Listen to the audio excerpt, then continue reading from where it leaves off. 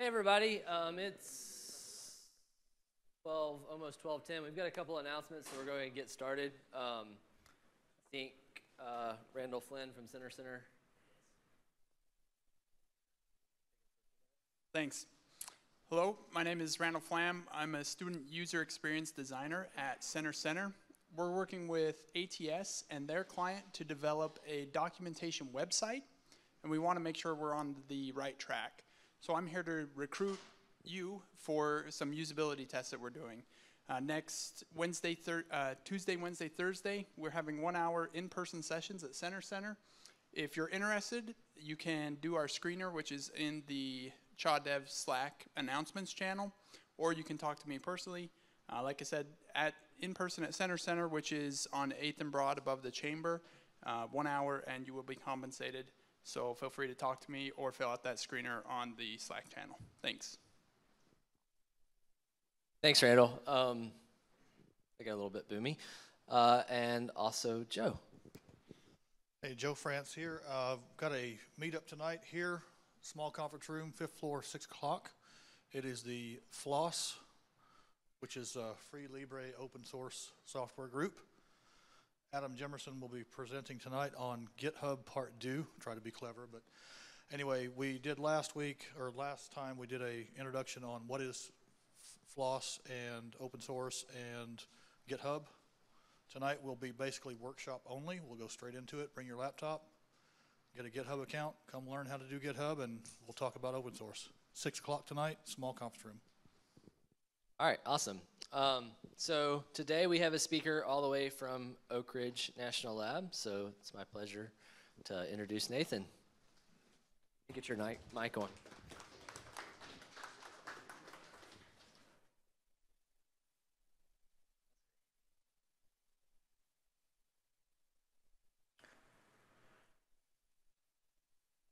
Okay, we'll try that. Yeah, all right, I'm on.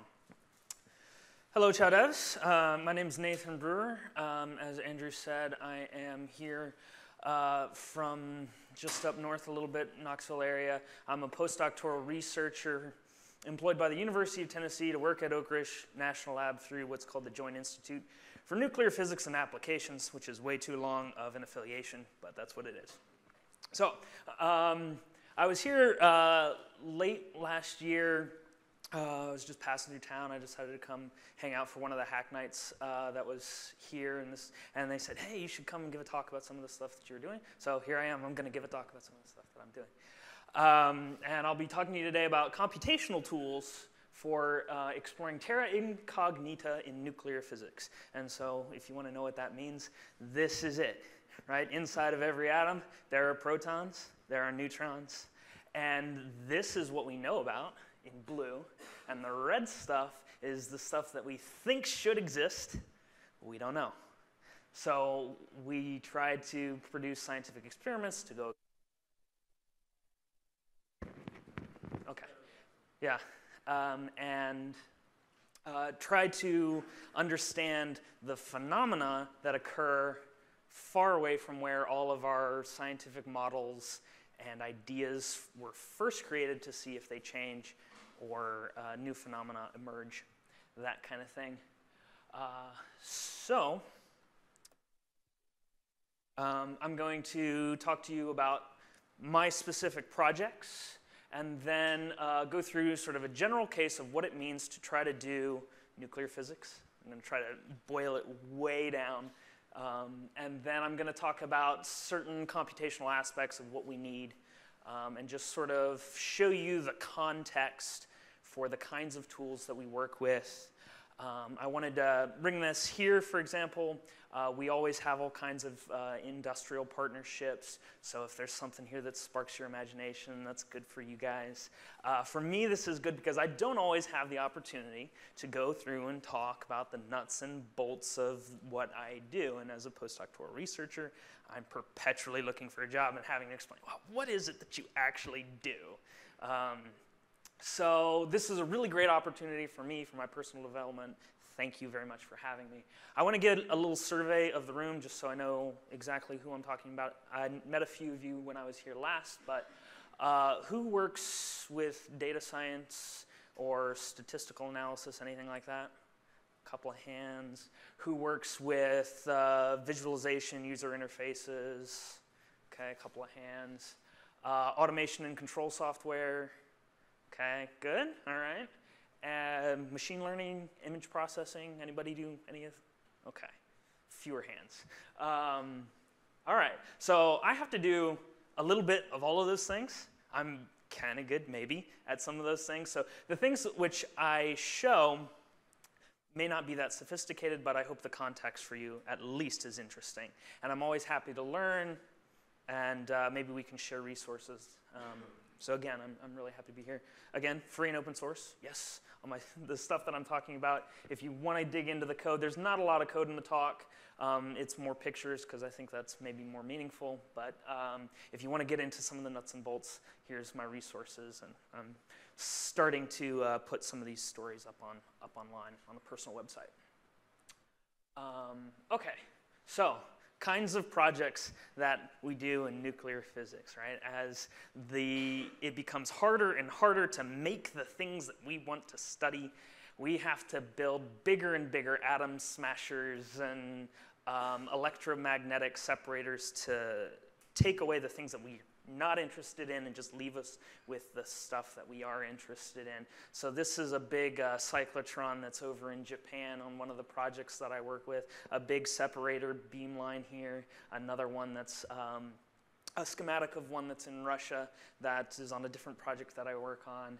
And so this is also the very extreme end of the nuclear chart, where we're trying actually to make some of the heaviest elements that are known and try to make even heavier ones. So this is sort of the kinds of things that we're working on. They're really big machines. And in order to take the best advantage of them, we really need increasingly more sophisticated and intelligent people working on those projects, worldwide collaborations, as well as computational just resources to sift through large amounts of data, some of which is important, other which isn't. You know, a recent paper is something like 1 in 10 to the 20 numbers that we have to look through, and one of them is important, right? And so we need sophisticated computational tools to get access to that data. So, okay, here's the specifics about what I work on. I'm not going to go into too much detail, but just to tell you that some of the projects are synthesis of super heavy elements, a project which is related to decay heat, which is what happens in a nuclear reactor. And you want to know what's going on inside your nuclear reactors really well, so you handle them safely. We study beta-delayed neutrons, which is important for things that happen in astrophysical scenarios. So there was big news in recent months about gravitational waves connected to visual observation of a big gamma ray burst that was assigned to be a neutron star merger. So this made big waves in the news and in space. And so what you have to understand is when two massive groups of neutrons come together, you have to know how they interact in order to understand that process and how elements are made in the stars. And so we study things one by one and try to put it together into a picture of how that all works. Then we have other projects that's actually important for understanding dark matter and things like this. So that's the context, really big mysteries. And here's the general example. Okay, this is really boiled down as best as I can. So everything around me, you, bananas especially, has radiation inside. Okay, so light is emitted or particles are emitted. Atoms fall apart. That's called fission, right? So somehow that radiation interacts with matter. And usually it's through electromagnetic interactions, light interactions. So this is a picture of a project that I was working on, and there's chemicals inside this piece of plastic that make it glow blue when radiation hits it. And then eventually, somehow what we do is we take that radiation, we turn it into electricity, usually through something called the photoelectric effect, which is light hits some kind of matter, gives off electrons, and we get an electric current or voltage off of that. So radiation gets converted to electricity, gets converted into numbers in the computer, right? So what we can do is we can then digitize or analyze that change in a circuit and then put that change into a computer through some process.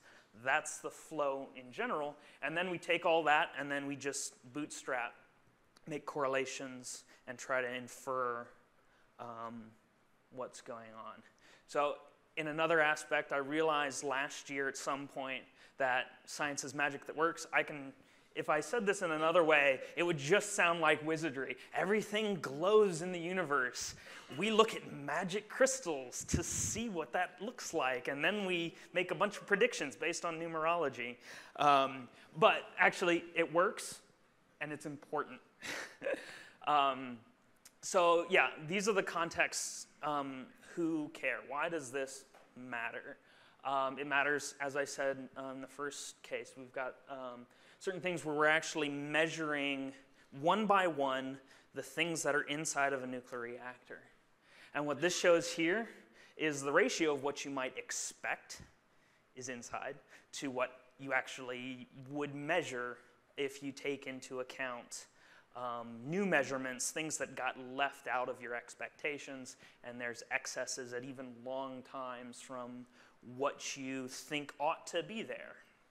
And so we're going and contributing to trying to understand piece by piece what's inside a nuclear reactor.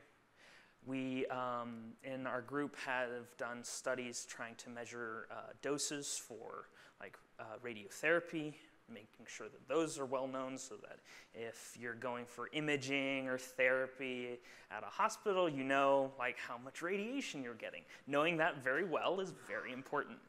And then we are also looking into these really big basic science questions about the mysteries of the universe, including projects pertaining to dark matter and neutron star mergers and those kinds of really big important questions in the universe.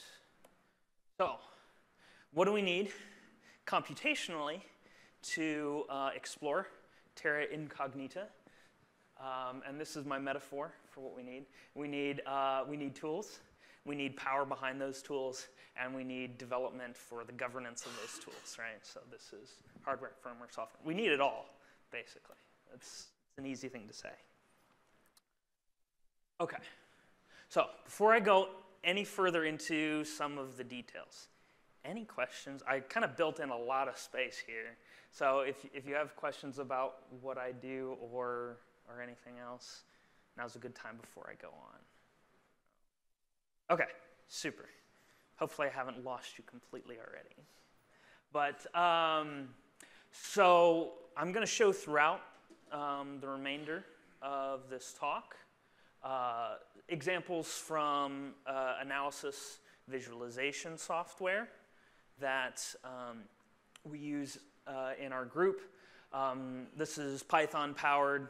The scientific Python is a huge library, a lot of support in the community, and it's really nice. I like it a lot. One of the main sort of the de facto visualizer for scientific results is matplotlib using pyplot. And it's really nice. It's really easy to install. I found it very easy to learn and very easy to customize to my own preference.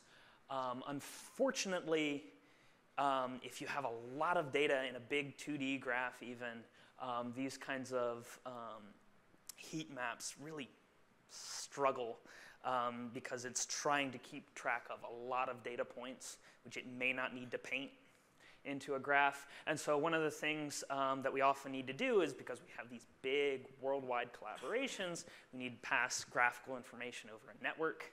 And I've found these kinds of canvases really chug a little bit. And so I started working with a library called PyQtGraph, very lightweight. It seems to paint only what it needs to show you what it is. There's also a really good description I thought it was very nice, on this website of a bunch of other plotting libraries, and kind of does a little bit of a comparison, and even recommends matplotlib if that's really all you need. You don't need anything really specific. So I thought that was very nice. But this one has some very useful widgets for dynamic updating, so you don't have to just refresh your picture a bunch, which is one of the most annoying sounds working on an experiment, is just click enter, click enter, click enter, update the graph, update the graph. Oh, goodness. This exploration has also proved very useful in certain cases. So, all right. So I talked about in my introduction, right, we have industry partnership with this company called XIA in Hayward, California, and they make digitizers for electrical signals. So this is that third step. This is some of the hardware that we really need, and something that's been in development closely with the University of Tennessee over the last probably 15 years. And they've really worked very closely with this company to really develop the needs and what's being provided to us. So here's what this does. A little bit of the detail here. An electrical signal comes in. You get a pulse. This is time in nanoseconds, and the amplitude here, millivolts. You get this pulse. The high frequency component of that pulse is filtered. It's sampled with anywhere up to, right now they've got a 500 megahertz clock. And then what we get out is we can capture these traces of that signal, write them to disk, or we can use onboard filtering mechanisms to go ahead and, in an FPGA on these boards, analyze that signal and get out two key pieces of information. As a physicist, what I do is I measure things. And the important things that I always measure: energy, how big is this thing that I've measured, and when did it happen? I need those two pieces of information, and that's fairly well all I need from any given channel. And then I can build up from there the correlations and understanding of what's actually going on in the real world if I just have those two simple pieces of information. But we need to know those two pieces of information really well. We need to know them very accurately as we possibly can. And that's the difficult part. Some of the needs here for this system: have really fast timing, have the ability, oh yeah.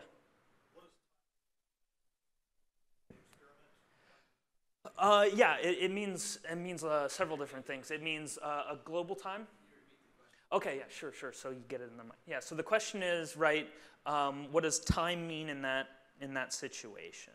So there's a global clock that runs, and then in addition to that, there's a high precision clock that runs. So you have a global timestamp for everything, so you know on what day of the week, at what time things happen, which is important. And then you also have to know relative between each event to, for 100 megahertz clock, it's within 10 nanoseconds how quickly things happen between one another. So the typical unit that we work with is something called electron volts. That's it's an electromagnetic energy scale, and that's for example, in that scale, the mass of an electron is 511 kilo electron volts. So that's that sets the scale as mass equals energy, right?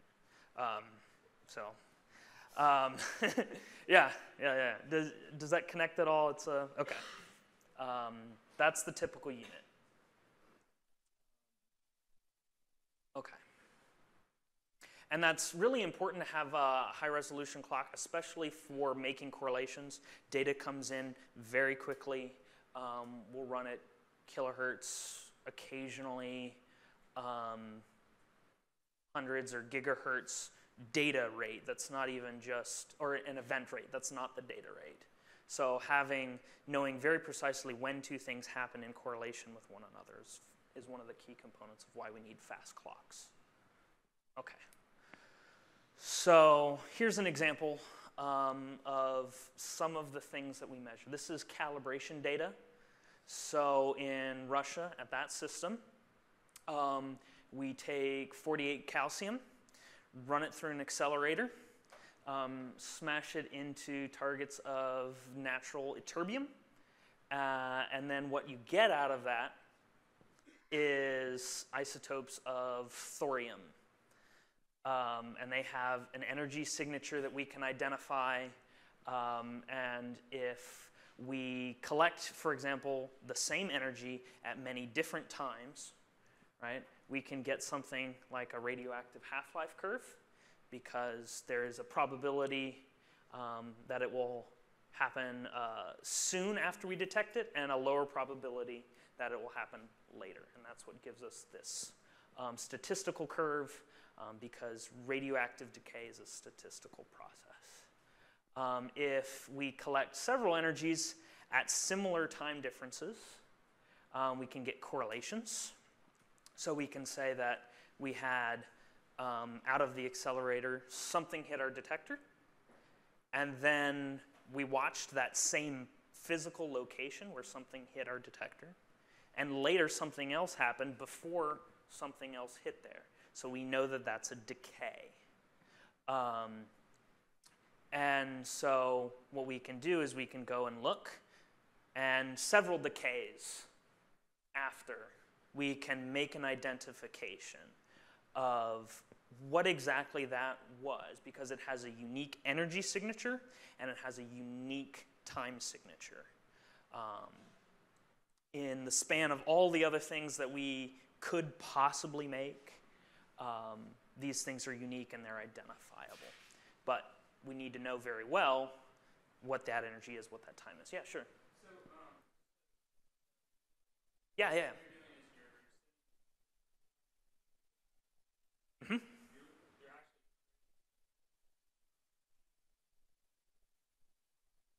If we're lucky, yes. Yeah. Yeah.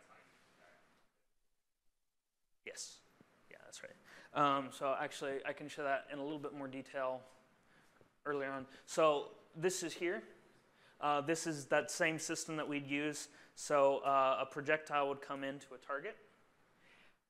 10 to the 18 factor suppression of the things that can come out of that target. A lot of times what will happen is you'll have a hit and you'll make just a bunch of stuff. They won't actually stick together and you won't actually get a synthesis. So we can use magnets and electricity to just take those things and steer them out of the path of going to the detector, to the focal plane.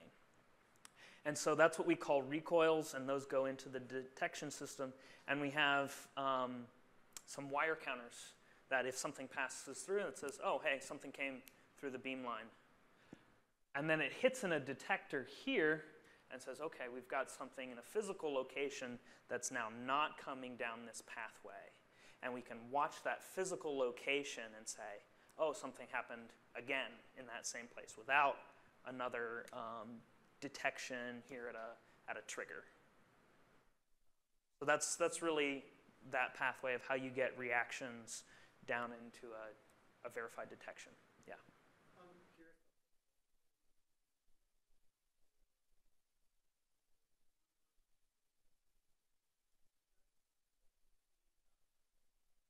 No. Yes. So the rigidity and the electromagnetic deflection here is dependent on the mass over the charge state. It does not have enough sensitivity or enough power to really probe the nuclear spin. So your question was, is there an effect based on angular momentum of the nuclear state? No.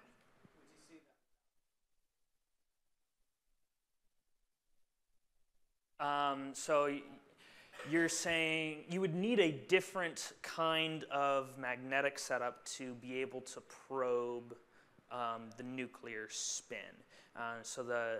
You referenced a famous experiment called the Stern-Gerlach experiment, one of my favorites, so thank you for that. Basically, it was made successful because people were smoking in the lab, and some guy got delayed on a train, and he was like, well, it wasn't working. There was a cow on some train tracks, and he's like, well, maybe I'll try it again, and he did some more homework. And basically, if it wasn't for a cow blocking a train, we might not have had that experiment.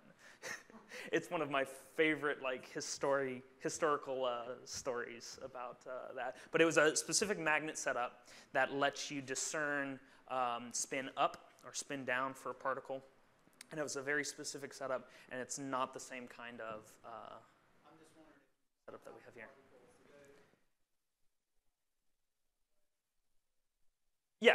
I mean, basically, what this setup allows us to do is really focus the beam, get high suppression for the things that we don't want, and really good validity on the things that we do want to implant and fine-tuning.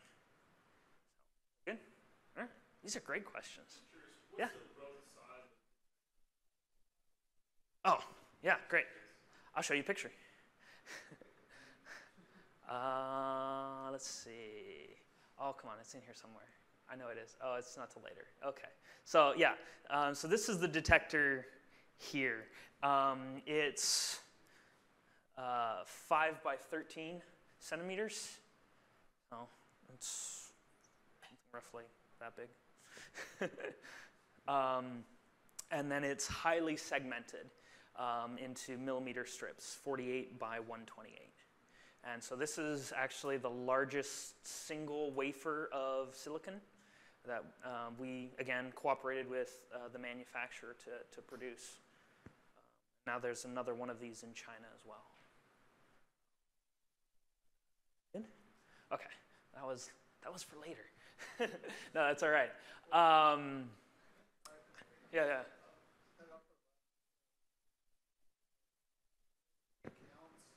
Yes. That should have been labeled. You are absolutely right. And so also what I show you here, is an example of the kind of digitized signals that we get. So here, time came in, we had a pulse, 430 nanoseconds later we had another one. And the onboard analysis that you can do for this kind of what we call a piled up signal is really difficult. You have to really fine tune it depending on this time difference. And so our ability from this digitizing company to be able to go in after the fact and really fine tune on each of these pulse shapes, what's actually going on is rather crucial for our endeavors. So I just wanted to show one example of that. Is that a hard graph to produce? That one's... Detector detected it, and that's pretty straightforward. The math comes, so the question was, let me repeat, is there a lot of math that goes into producing this? Yes and no, I would say. So there's a lot of work and development that goes into the firmware and the mathematical framework that you need to program an FPGA. To say that, for example, we have custom triggering that only if within 10 microseconds there's detection in that FPGA of 2 or more signals, then we write out this digitization. So there's logic involved in that process. But then it's just a succession of integers that's written in a binary format out. So to make this plot, once I have that, is really, really painless. I just have an array of integers, and there it is, right? So does that answer the question, I think?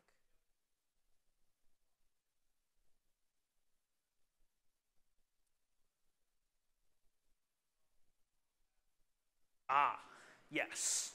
Yes, and so that's a little bit different. So then the math also comes once you have this pulse.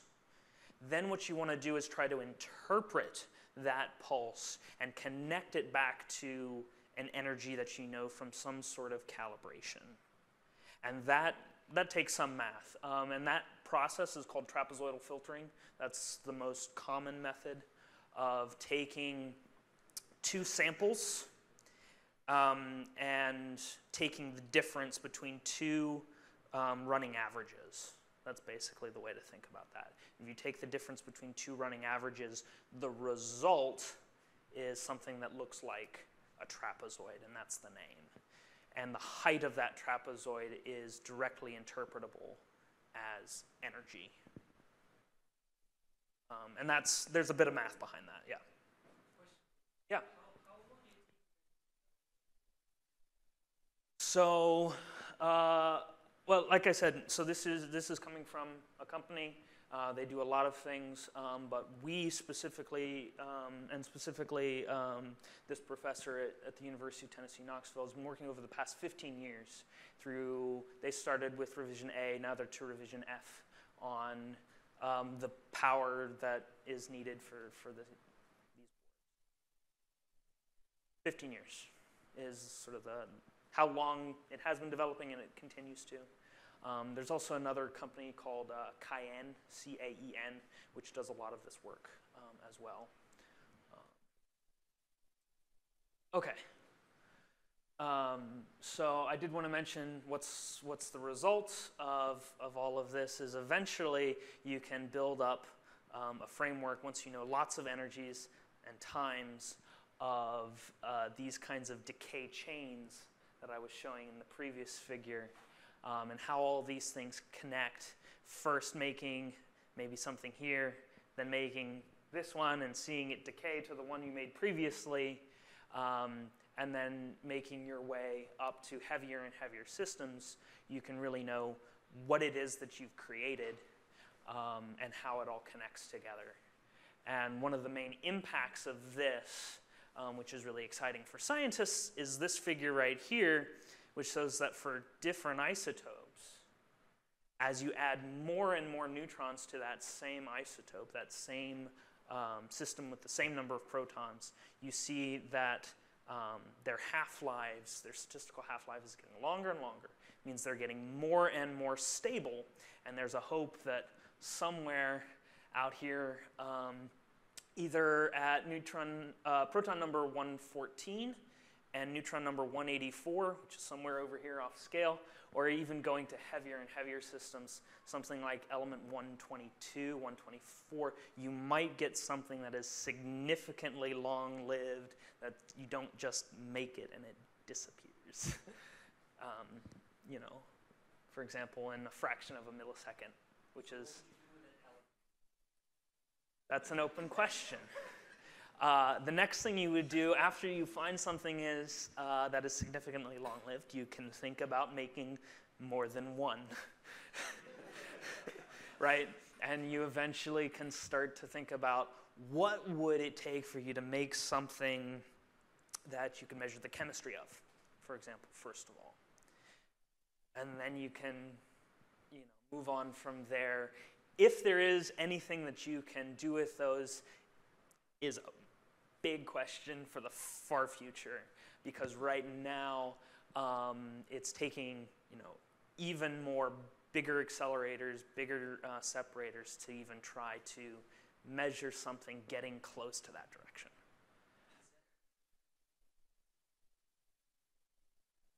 No, so the question is about what would it take? Why is it so hard to make a super heavy element? And you are limited by the elements that are all around us, by what you can smash together to try to get them to stick to make something that heavy. And right now we're working with 48 calcium and actinides. Those actinides, there's one place in the world where you can get those enough of something like uranium, plutonium, californium, berkelium, these really heavy elements, there's only one place where you can get enough of that in enough purity to do these kinds of experiments, and it's at Oak Ridge. And it takes a lot of work because these things are also radioactive, and you have to be very careful when you're working with them, and it's a really hard job. And so actually most people think that to get to the island of stability, which is maybe where these things are significantly longer lived, that you might need a new technique than what we're even doing right now. That's how the progress goes. Yeah?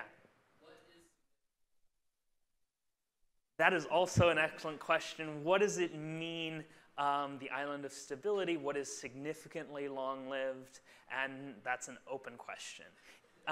What you see in other places in nuclear physics, let me see if I have a chart somewhere.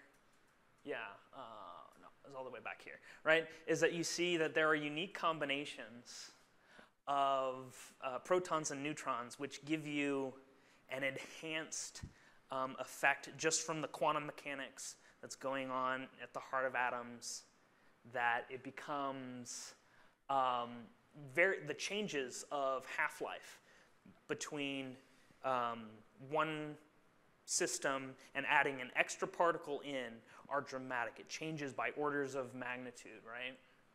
That what you see, oh, I went too far. What you see here is that this is a log scale. Each of these is an extra factor of 10, right? And so it could change by many factors of 10. It might not. We'll know when we get there. We're going to keep trying. But actually, in truth, nobody knows. It's a mystery. Maybe I'll see it. I hope so.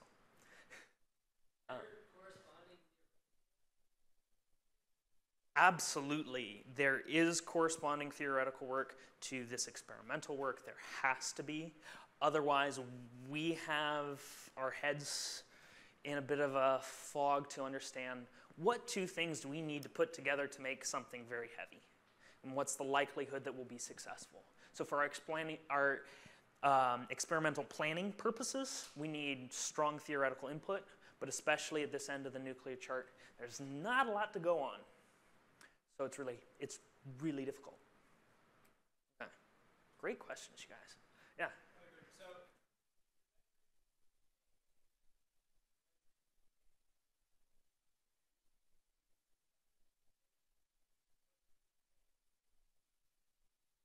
That is an excellent question. How would you, I guess you use a different style. Right. So this is a great question. If you put something stable in your detector and you don't see decay, how do you know? And that so what you can do is, if you see a hint that you're getting longer and longer to live, you can try to move to different detectors. Or what you can do, our Japanese colleagues did, is they had an introspection on their system to know that they had a likely candidate. And then they they got a detection in, and then they picked up the detector, moved it off of the beamline, set it someplace safe, and just waited. So that's also an option, but there's, for example, gas detector methods where you could actually measure somewhat precisely the mass of something that comes into your system. So I talked about energy and time measurements. There are also mass measurements that you can try to do, which would give you an idea there, but you're going to wait, right? This is fractions of a millisecond. They might get shorter before they get longer lived, is the guess at the moment. And then, yeah, once you see an indication that things are starting to be longer lived, then you adapt your methods accordingly. Yeah.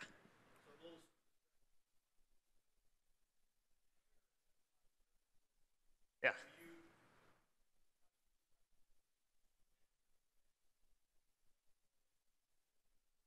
Oh, yeah.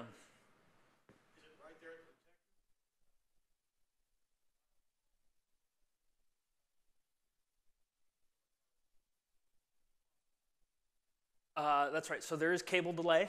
The question is, how do we know precisely what time is when things occur. So there's time delay in cabling, and we have to calibrate that. So it's just speed of light travel of signals through cable is one of the main things that we have to consider. And we do a calibration of that before we start our measurements.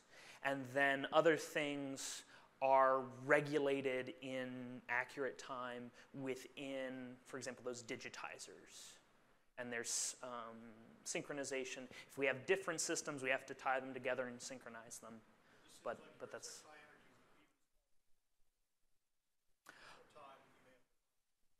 Yeah. So far, we, once we have something in our detection system, then, and we've got a record of energy, then there aren't such nuance to when things occur, except sort of physical delays in cabling and things like that. And that's a lot easier to handle. You don't need to invoke something like relativity or anything like that. It's pretty simple measurements.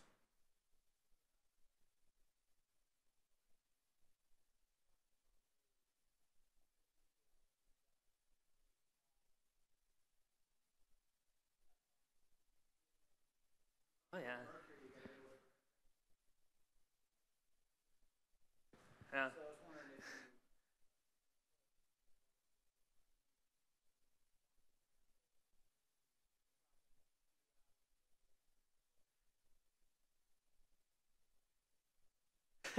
Okay. Yeah. Okay, great. So you guys are asking some really good questions. Thank you. So let me see if I catch this, right? So we're wondering, we catch maybe one thing out of many. Is there some sort of quantum mechanical uncertainty associated with that? Is that the question?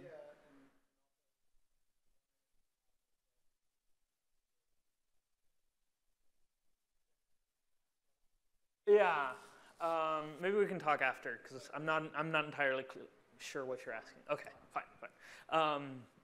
But you did bring up shielding. That is a big deal for us. So time is okay. So we're getting on with time. So maybe I'll just show let's see, a couple of other small examples. So this is a big device we have out at Oak Ridge right now. It's 1 ton of sodium iodide. It is a nuclear calorimeter, right? So what you do is you put some piece of radioactivity inside, and then in that big volume, you capture all of the heat released from radiation. And so this is the machine that we use to look at the things piece by piece that are happening inside of a reactor. And this is 1 ton of sodium iodide, and it's surrounded by 6 tons of lead because we really need to isolate all of that detecting volume from the environment. And this is one example that computationally, we really need a bunch of automation and control software wrapped around this system, because what we do is we implant radioactivity on a moving tape.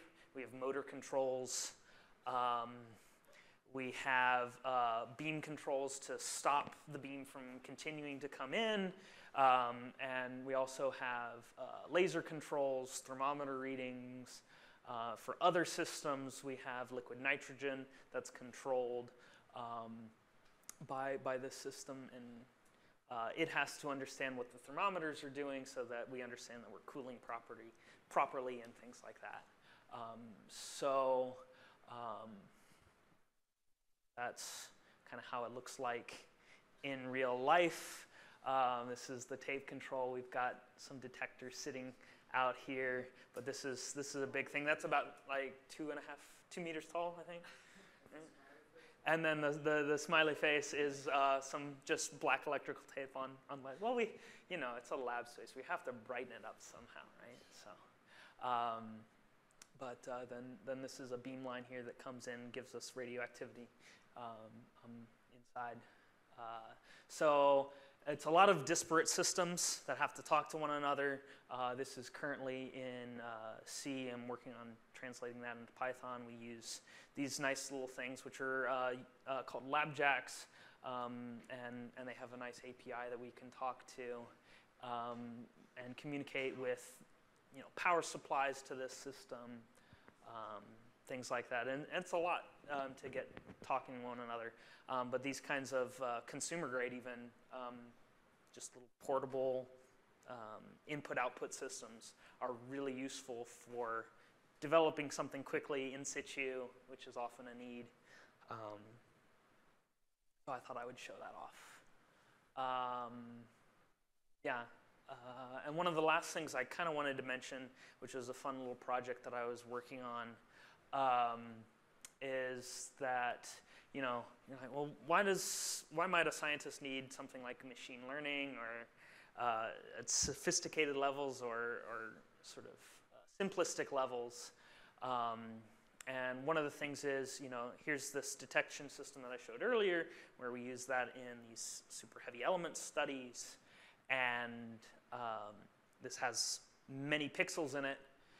This is a custom simulator module which has high segmentation.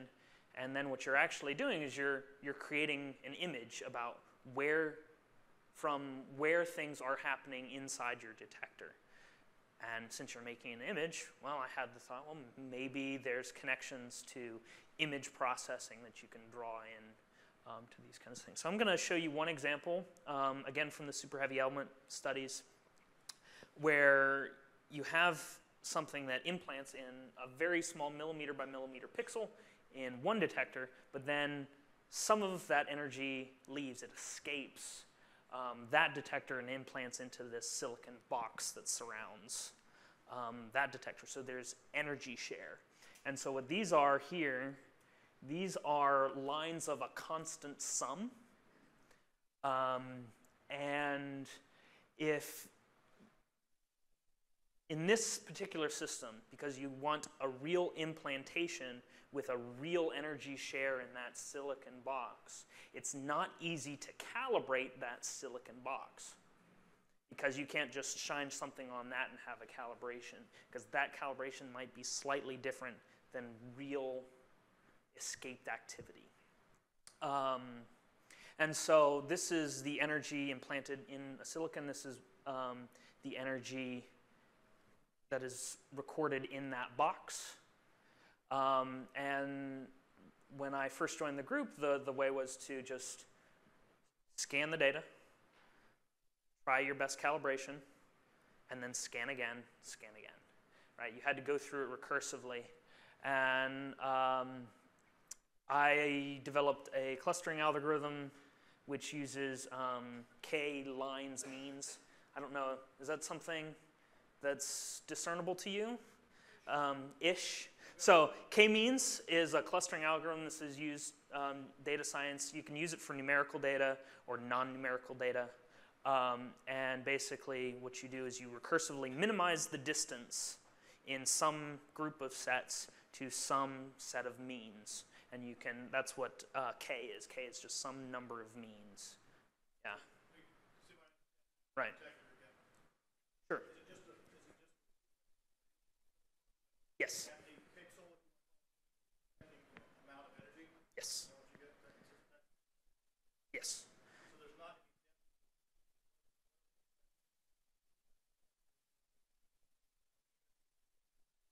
So the question is there depth to this planar detector? There is depth in reality, but we don't record that depth.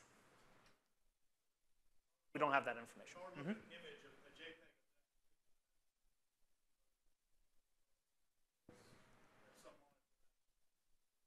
Yes. Right. Yeah, that was the idea. And so what you can do is you can introduce lines on this figure which segment this data, and then use this process called K-lines means to then minimize the distance, the perpendicular distance to those lines. And then that shifts the sets around, and eventually that converges. So this is how that looked, right? So here are these different segments. And then these are effectively fits to those lines of constant sum.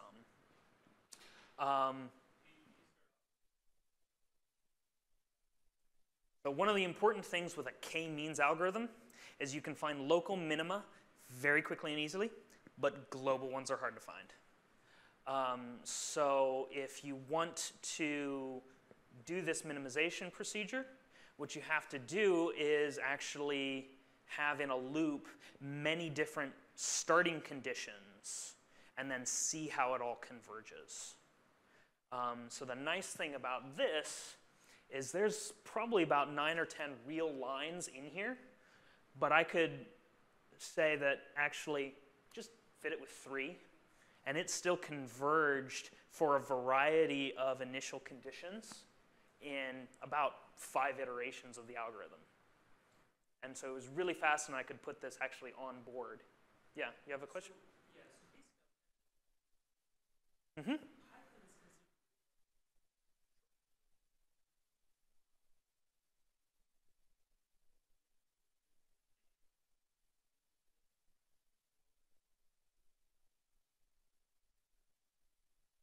So the question is comparing C, C++ to Python. The opinion can be that C, C++ is faster performance-wise compared to Python. To some extent, that's true. So it's a balance between the need to have something quickly. Because, for example, and I think this is true also in industry, that Python gets a lot of market share because it's very easy to bring something up to production. It's very easy to have what I would call computer-assisted algorithmic design, right, where you're doing a lot of templating in Python as you develop what it is that you're doing. And that's very easy. And then if you need something that has that extra performance, it's not too hard to do the translation and put it into C. And so that's exactly what happened here, that you develop something in Python, and then if you wanted it in the performance code, then you did the translation. After you understood the algorithm, you understood the parameter space, you understood how things converged, how the training went, that kind of thing. Does that make sense? Okay. So that's pretty much the flow, and it worked very well. And I was able to actually do exactly what you said. I was able to put this into the C++ code and actually use it to monitor stability throughout. The algorithm has some ups and downs to it as things change in the system. It occasionally might need to retrain or something like that as it goes. But if there's something like a global shift, you know, maybe at some point in time, maybe then I go and look and see if something changed. So that was actually very useful for me as an operator of this system to go in and have some introspection. So, okay. Yeah, I think we're definitely, it's 1 o'clock, so I'll stop there. And I really enjoyed being here. Thanks for having me. If you have other questions, I'll be around. I'm not in a big hurry today, so thank you. Yeah. Thank you very much.